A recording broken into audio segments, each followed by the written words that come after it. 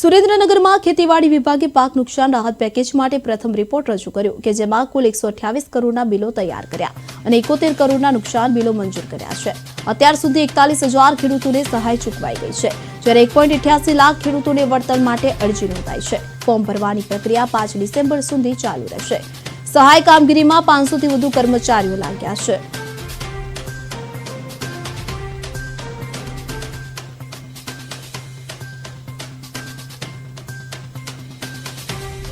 જાહેર થયું છે તેની અત્યારે હજુ 5મી ડિસેમ્બર સુધી અરજીઓ લેવાનું ચાલુ છે, જેમાં આજની તારીખ સુધીમાં જોઈએ તો 1,88,000 જેટલી અરજીઓ આવેલી છે અને જેમ જેમ અરજીઓ આવી છે તેમાં ગ્રામ સેવક લેવલે વીસી દ્વારા અરજી કરવામાં આવે છે।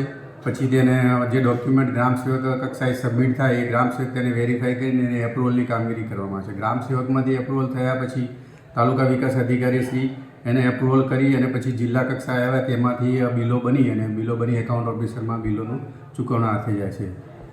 જેમાં અત્યાર સુધી જોઈએ તો લગભગ 128 કરોડ જેટલા રૂપિયાના બિલો બનાવી દેવામાં આવેલા છે અને લગભગ 71,000 જેટલા બિલો